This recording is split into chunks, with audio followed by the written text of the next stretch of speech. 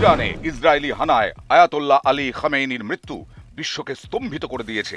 যুদ্ধের প্রথম দিনে ইরানের সর্বোচ্চ ধর্মীয় গুরুকে হত্যা আমেরিকা ইসরায়েলের বড় সাফল্য বলেই মনে করা হচ্ছে। ইসরায়েলি আক্রমণে মৃত্যু হল আয়াতোল্লাহ আলী খামেনির। 40 দিনের রাষ্ট্রীয় শোক ঘোষণা করা হয়েছে ইরান জুড়ে। প্রথমে অস্বীকার করলেও পরে খামেনির মৃত্যুর খবর মেনে নেয় ইরান। এই প্রসঙ্গে ডোনাল্ড ট্রাম্প বলেন, ইতিহাসের পাতায় অন্যতম কুখ্যাত ব্যক্তি খামেনি। তাঁর বাহিনীর হাতে যাঁদের অঙ্গহানি বা মৃত্যু হয়েছে তাঁদের প্রতি ন্যায় বিচার হলো, কিন্তু মধ্যপ্রাচ্যে ক্রমবর্ধমান বিস্ফোরণ ও পাল্টা হামলার আবহে খামেইনির মৃত্যু নতুন করে যুদ্ধের আগুন জ্বালাতে পারে বলেই মনে করছেন আন্তর্জাতিক বিশ্লেষকরা। ইরানের সুপ্রিম লিডারের মৃত্যু খামেইনি শুধু ইরান নয়, গোটা মুসলিম বিশ্বে এক শক্তিশালী নাম। এবার খামেইনির মৃত্যুর জেরে এই যুদ্ধ বিশাল আকার নেওয়া এখন শুধু সময়ের অপেক্ষা।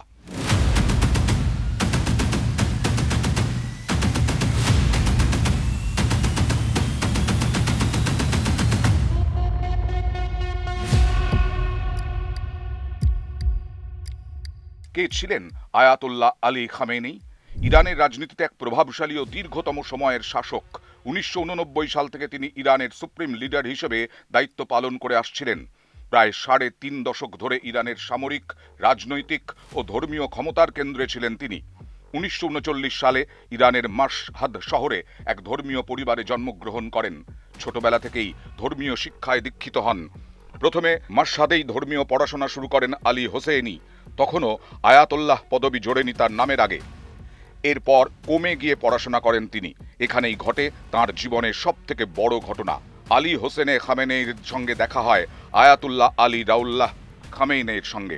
এই রাউল্লাহ ছিলেন ইরানের শাহ সরকার বিরোধী আন্দোলন বা ইসলামিক আন্দোলনের মাস্টার মাইন্ড। 1979 সালের ইসলামিক বিপ্লবের শাহ সরকারের বিরুদ্ধে সক্রিয় ভূমিকা নেন খামেনি। আন্দোলনের সময় একাধিকবার গ্রেফতারও হন। বিপ্লব সফল হলে নতুন ইসলামিক প্রজাতন্ত্রে গুরুত্বপূর্ণ দায়িত্ব পান। 1981-তে তিনি ইরানের প্রেসিডেন্ট হন। সেই সময় ইরান ইরাক যুদ্ধ চলছিল। প্রেসিডেন্ট থাকাকালীন এক বোমা হামলায় তাঁর ডান হাত আংশিক অচল হয়ে যায়। 1989-এ খোমেনির মৃত্যুর পর ইরানের জনগণ তাকে সুপ্রিম লিডার হিসেবে নির্বাচিত করেন। রুহুল্লাহ খামেনির একেবারে ছায়াসঙ্গী ছিলেন খামেনি। 1989 সাল পর্যন্ত ইরানের প্রেসিডেন্ট পদেই ছিলেন খামেনি। 1989-এ রাউল্লাহ খামেনির মৃত্যুর পর assembly of expert Ali Hosseini খামেনিকে সুপ্রিম লিডারের পদে নির্বাচিত করে।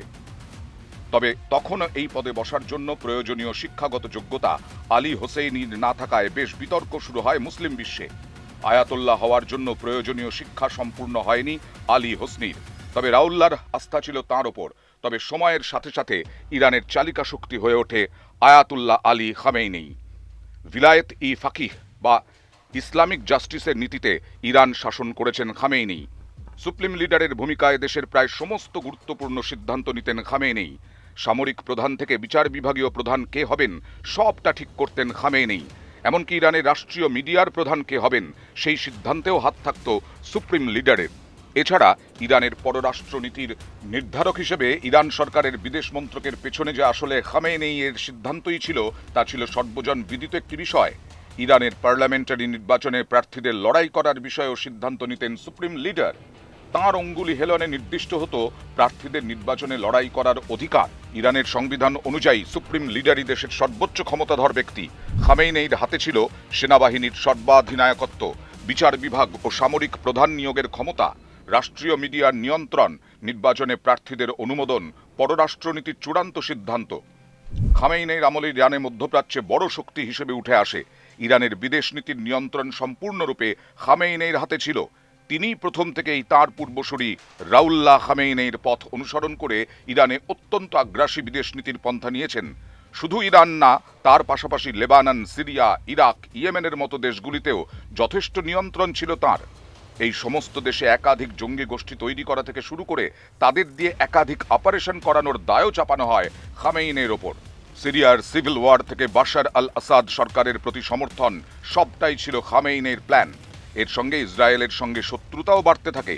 লেবাননে হিজবুল্লাহ, সিরিয়ায় বাশার আল আসাদ সরকার, ইরাক ও ইয়েমেনের শিয়া গোষ্ঠীগুলোর প্রতি সমর্থন, এই কৌশল ইসরায়েল ও আমেরিকার সঙ্গে সংঘাত বাড়ায়। সিরিয়ার গৃহযুদ্ধেও ইরান সরাসরি হস্তক্ষেপ করে, ফলে ইরান ইসরায়েল শত্রুতা তীব্র আকার নেয়। আয়াতোল্লাহর পদ ও ইসলামিক সরকার অত্যন্ত গোঁড়া হলেও আয়াতোল্লাহ খামেনি তাঁর শাসনকালে কনজারভেটিভ ও লিবারাল দুই শাসকই দেখেছে। 2009 নির্বাচনে আহমেদিনেজাদের জেতার পর তাঁকেই সমর্থন করেন খামেনেই, কিন্তু ফলাফলের বিরুদ্ধে পথে নামে ইরানি নাগরিক।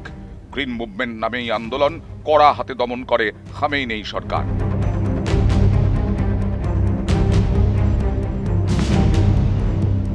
খামেনেইর শাসনকালে ইরানের পরমাণু শক্তির ইস্যু একটি বড় বিষয় হয়ে দাঁড়ায়। 2015 প্রেসিডেন্ট রুহানির তদারকিতে বিশ্বের সঙ্গে, বিশেষত আমেরিকার সঙ্গে নিউক্লিয়ার পাওয়ার নিয়ে একটি সমঝোতায় পৌঁছেছিল ইরান। কিন্তু 2018 ক্ষমতায় আসার পর এই চুক্তি থেকে সরে দাঁড়ান, ফলে তখনও পরমাণু শক্তি হাতছাড়া হয় খামেনেইর। এর সঙ্গে আবার ইরানের ওপর একাধিক নিষেধাজ্ঞা জারি করে আমেরিকা। এই ভয়ানক নিষেধাজ্ঞার মধ্যেই খামেনেই রেজিস্ট্যান্স ইকোনমি নিয়ে আসেন।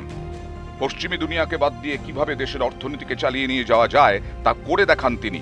ইরানের মূল বাণিজ্য তেলে, জ্বালানি বাণিজ্যে যে একচ্ছত্র আধিপত্য আমেরিকার তা জানা কথা। আর সেই অধিপতির চক্ষুশূল হয়েও কিভাবে বাণিজ্য করে নিজেদের টিকে থাকার লড়াই চালিয়ে যেতে হয় তা ভালোই জানতেন খামেনেই। তবে তাঁর শাসনকালের শেষের দিকে মুদ্রাস্ফীতি, অর্থনৈতিক সমস্যা ও বিক্ষোভে জর্জরিত ছিল ইরান। খামেনেইর নেতৃত্বকে প্রায়ই সতর্ক অথচ দৃঢ় হিসেবে বর্ণনা করা হয়। শাসন ব্যবস্থার উপর নিয়ন্ত্রণ বজায় রাখতে তিনি মূলত ইসলামিক রেভলিউশনারি গার্ড কর্পস এবং বিভিন্ন ধর্মীয় তদারকি পরিষদের মতো প্রতিষ্ঠানগুলোর ওপর গভীরভাবে নির্ভর করতেন। তাঁর সমর্থকরা তাকে বিদেশি চাপের মুখে ইরানের সার্বভৌমত্বের রক্ষক হিসেবে চিত্রায়িত করেন।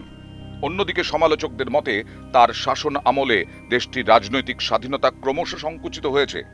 খামেনেই শুধু ইরানের নেতা ছিলেন না, তিনি গোটা শিয়া মুসলিম বিশ্বের এক প্রতীকী শক্তি। তাঁর অনুপস্থিতি আঞ্চলিক রাজনীতিতে বড় পরিবর্তন আনতে পারে বলেই মনে করছে বিশেষজ্ঞ মহল। আয়াতুল্লাহ আলী খামেনেই একদিকে বিপ্লবী, অন্যদিকে কঠোর শাসক। 3 দশকের বেশি সময় ধরে তিনি ইরানের রাজনীতিকে নিয়ন্ত্রণ করেছেন। এখন প্রশ্ন একটাই, খামেনেইর মৃত্যুতে ইরানের সর্বোচ্চ পদে শূন্যতা তৈরি হয়েছে। তার উত্তরসূরি হিসেবে কে জায়গা পাবেন, এখন সেদিকেই তাকিয়ে বিশ্ব।